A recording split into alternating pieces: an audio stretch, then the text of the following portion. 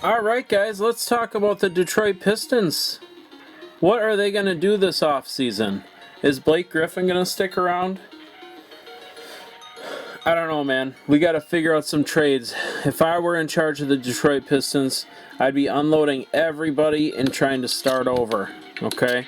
So we're going to look at some trades that they can make this offseason that are realistic with some real salary cap numbers based on the projected salary cap for next year of $116 million. Okay? Now, granted, that number can change based on the whole pandemic issue right now, but it's impossible to know that for sure. So we're going to roll with 116 and see what happens. Okay?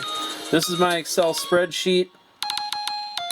I like this because it's easy for me to see all the assets team has and all the salaries and how many years there are left on each player's contract, etc., etc. Okay, this column on the left shows the current team. This column on the right shows the potential team next year, who's under contract for next year. This shows our draft picks. Dang it.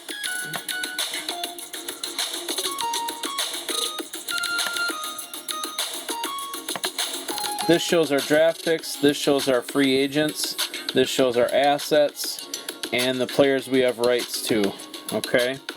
So, this is what we're going to do. First things first. We are going to take a look at the free agents. Just another quick heads up, we have this number, which is the cap hold, and this is the total money amount that we would be paying out for next year. Okay, so right off the bat, I'm going to go ahead and renounce a lot of these free agents. Okay, we are going to renounce Brandon Knight, Langston Galloway, John Henson, Jordan McRae, Donta Hall, and that's it. We're going to assume Tony Snell accepts his player option, because there ain't no way he's going to get more than $12.2 million anywhere. Okay. The two question marks are Christian Wood and Thon Maker. I think it makes a lot of sense. You know, I don't see Detroit walking away from Christian Wood with the performance he's had this past year. I think a fair value for him would be a 3-year deal for $39 million. That'd be $13 million a year. The guy's showed some promise this year, but I mean, prior to that, he jumped around to so many teams. This could be a fluke thing. I think 3 years, $39 million is more than reasonable. So we're gonna pop him back into the roster at 3 years, $13 million. Okay, or 3 years, 13 each year. Okay, so we can take him off the list. Thon Maker, he's a tough one because I don't feel like he's done enough to warrant keeping him around. At the same time, it's not like Detroit's loaded with talent, so I think it makes sense to keep him around. I think you could easily get Thon Maker with a 2-year, $12 million deal. So he's going to make $6 million both of those years. Okay? We can take him off the list. Okay. And that eliminates the rest of that cap hold. Okay, so now we're down to 89.3. The first thing I'm going to do, if I'm Detroit now, is start looking to add assets. Okay? I kind of rolled through some of the other teams that might be looking to dump salaries. There's not a ton out there this year. You could look at teams like Miami, maybe with Kelly Olynyk. if they want to try to dump salary to sign somebody else this year. But you look at the free agent pool, and there's really not that much out there. So I don't think teams are going to jump to be giving up assets to get rid of players. The one that I found that would actually make sense for Detroit and the other team in the trade is Corey Joseph out of Sacramento. He makes 12.6 this coming year, and then I think the following year it's partially guaranteed for approximately that same amount. I know Sacramento, they're starting to get some big salaries. They re-signed Buddy Hield, or they extended Buddy Hield, and they got some big salaries coming up down the road with Bagley. They got to figure out if they want to pay Harry from Duke, and they got some other players. So I think Sacramento, they got a couple. They've got, let's see, what do they have for second round picks? Let's flip down to them really quick. Yeah, so they have 3 second round picks this year. Okay, so oddly enough, they have the 36 from Detroit. They're going to send that pick along with Corey Joseph back to Detroit. Okay, let's get back to Detroit here. Okay, so round 2, pick 36. So they're going to get round 2, pick 36 and Corey Joseph at 12.6 plus whatever he makes the next year. Not that it really matters. But see, they can absorb his contract, no big deal. So they're going to get Corey Joseph and the second rounder, and they'll send back just a highly protected second round pick. You know, one of those that are protected through pick 54 or whatever. So essentially, they're getting they're getting Joseph, they're getting the second rounder for free. I think Sacramento would do that in a heartbeat just to dump that contract. Corey Joseph has not fit in Sacramento. He's not getting the minutes they thought he would.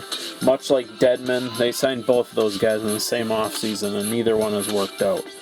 Plus, it gives Detroit the option, if they want to move on from Rose, they at least have the option. They have a veteran that they can depend on to run the show until they get somebody else in there.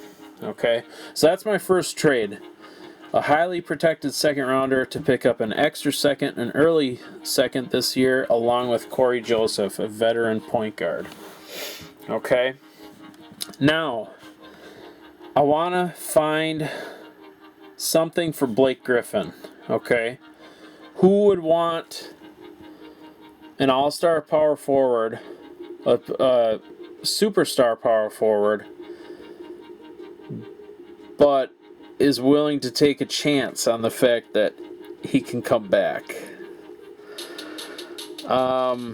You know, you have this same issue. Cleveland has the same issue with Kevin Love.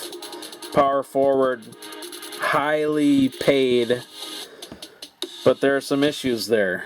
You know, granted, Kevin Love is a totally different kind of player than Blake Griffin is. I think Blake Griffin's a lot more exciting. He's a lot more athletic. He can do a lot more things than Kevin Love can. But the first team that comes to mind is the Phoenix Suns. I've already seen a lot of rumors out there that the Phoenix Suns are not entirely happy with Kelly Oubre. He makes 14... What does he make? 14.4 or something like that. 14.4. Okay. So, what I'm suggesting is the Suns or the Pistons are going to send Blake Griffin and his $36.6 million to the Suns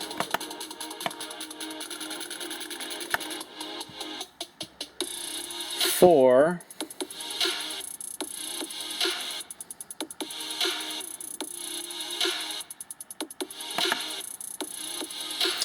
Kelly Oubre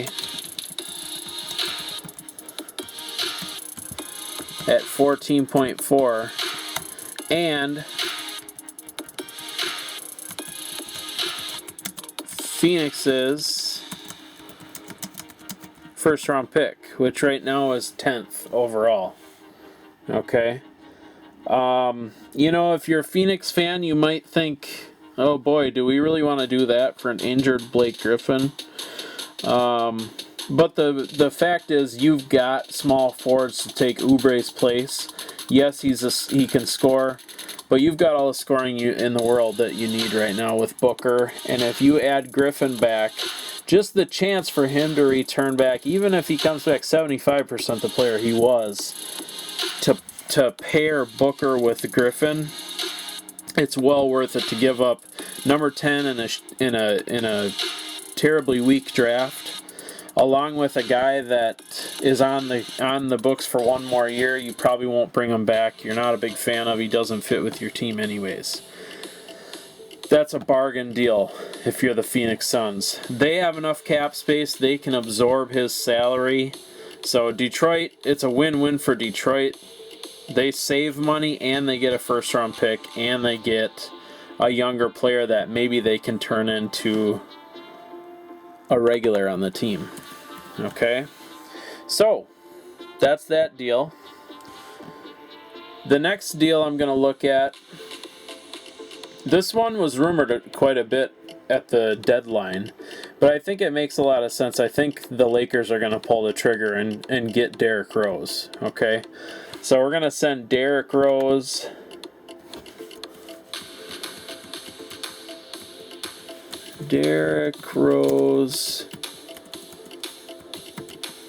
to the Lakers for Kyle Kuzma.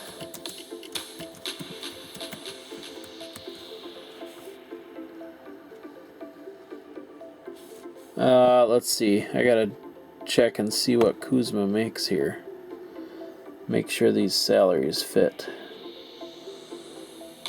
Kuzma's slated to make 3.6 and Quinn's slated to make 3.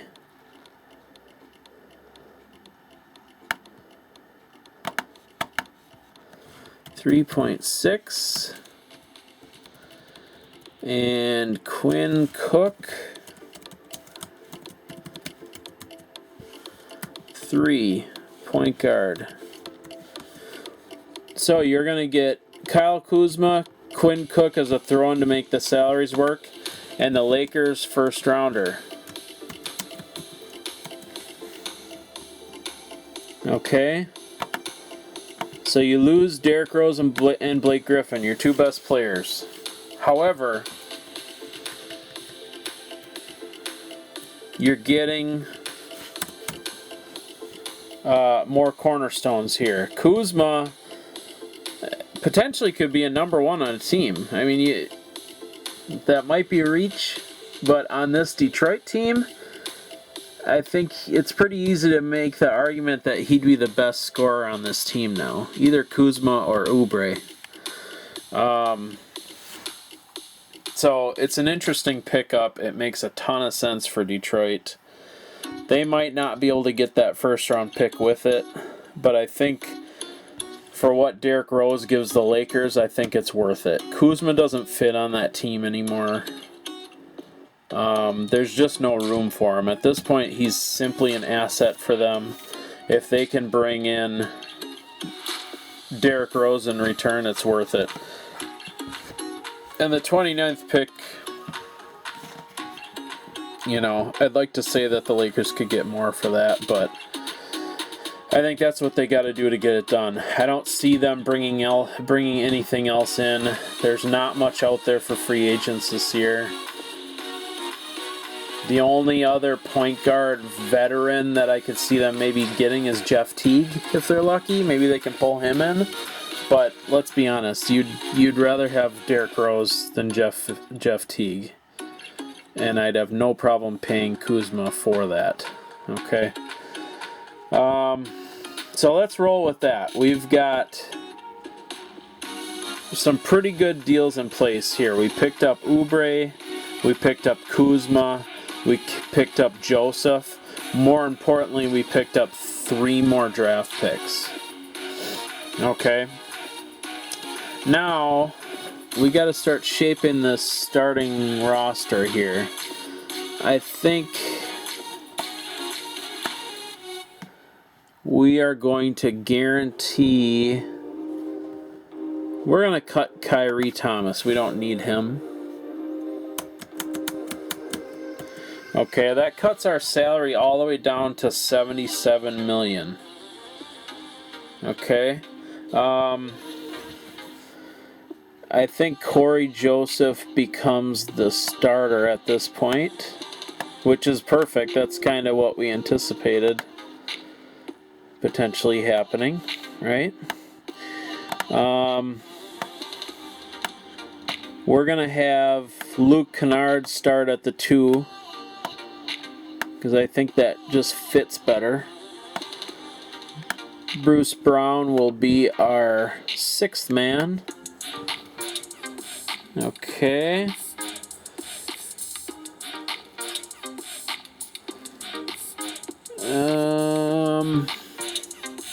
Snell at this point is no longer part of the plan.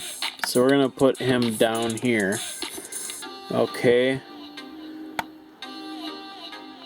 Doumbouya will not start. Oubre will start.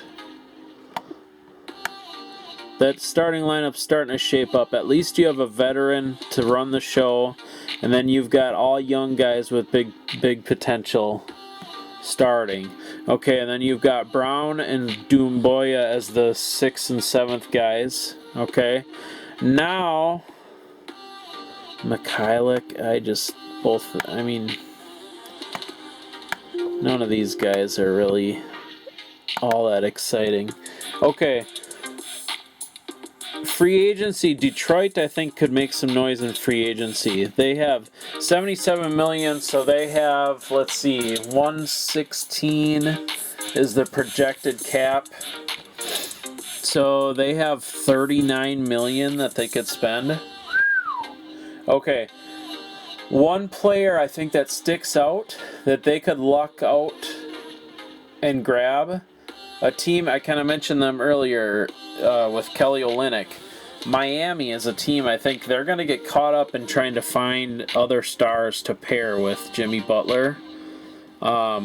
Derrick Jones Jr., I think, is a player that's kind of shooting up that, I think it's warranted for him to make some big money, and Miami I don't think is going to give it to him because they're going to be looking for star players. So, I think Detroit should go ahead and offer Derrick Jones Jr.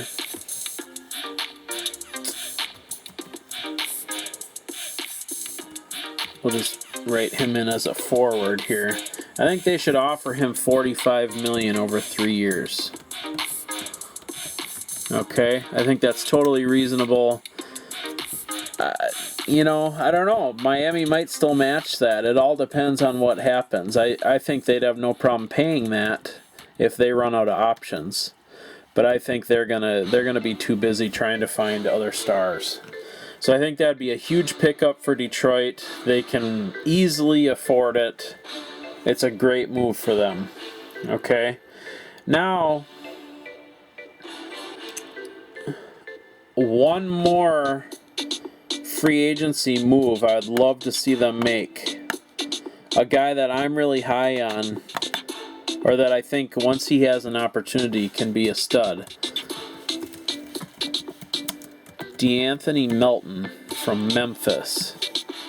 He's a combo guard, but he does much better as a point guard. Okay.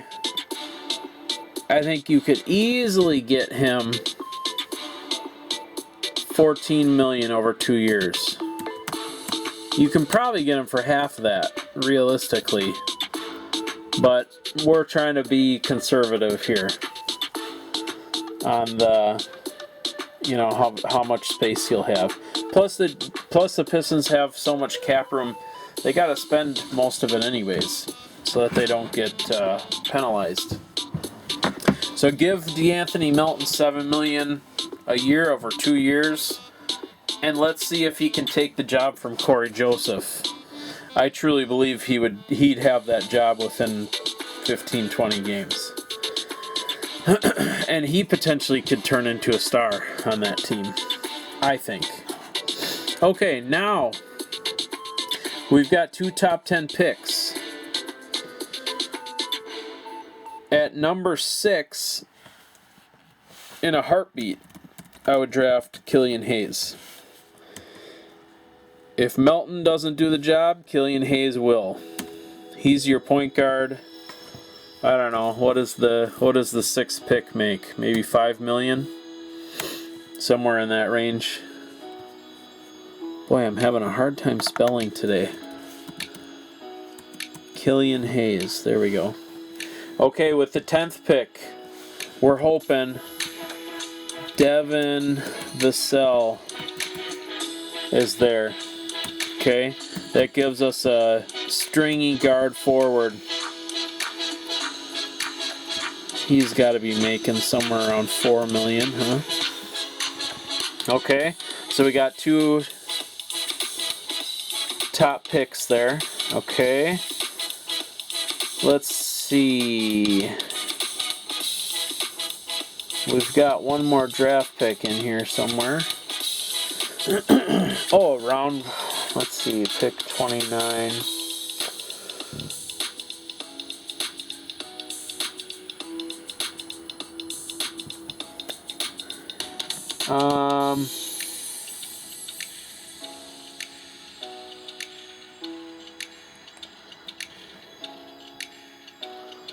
Oh, you know what? I think I left Mikhailuk out here so that we could send him in that Derrick Rose trade too. I think that's what I had. I must have forgot to. I don't know if that works though with salaries, but let's put him over there either way. Because either way, he ain't making this team. The way things are shaping up. At the very worst, we just cut him. We're probably going to end up cutting Tony Snell as well. He's just taking up playing time. Whoops. Okay, we're going to cut Snell as well. With pick 29, we're going to take, is it Daniel Oturu from Minnesota? Let's see, $2 million. Okay, he's a rookie. He's a rookie. He is a rookie. Okay, so you got 3 solid rookies, and then you still have a second rounder. I don't know. I mean, pick one. They've got things pretty well covered here. We at least have a starting center. We have some good versatility here with Doumbouya and Kuzma. Both can play 3-ish, 4-ish type position. You've got Bruce Brown coming off the bench. You've got Hayes and Melton who will eventually take over the starting 1 spot. You've got some good depth there. And you still have all your future picks. So they can always make deals down the road too. If they want to try to round up another reliable player to match with some of these young guys. But that's my work on the Detroit Pistons. Some of these, the Laker move is the one iffy one. I think that's why I threw Svi out there, because I think the Lakers would jump on that to get a shooter in that deal. But otherwise, like I say, if you don't like it, take this first rounder out of there. I think Detroit can still do that deal without it. If it's just Kuzma for Rose, I'd be perfectly happy with that. They already got an extra top 10 pick in the Blake Griffin deal. But this Detroit team is better than the Detroit team with Blake Griffin, if you ask me. They at least have potential and a direction for the future. Before that, they traded Drummond. Now you have an injured Blake Griffin with nobody with him to run with. It just doesn't make any sense. They got to get rid of Griffin. This is the best case scenario. Okay? Let me know your thoughts on this. Hopefully you agree with these trades. Hopefully you think they're realistic. I do. Like I say, they're not, they're trades that actually fit within the salary. Alright guys, have a nice day. Hopefully you like it. Subscribe to the channel. I'm going to try to make more of these videos. I love making trades, projecting things, and we'll see you next time. Later.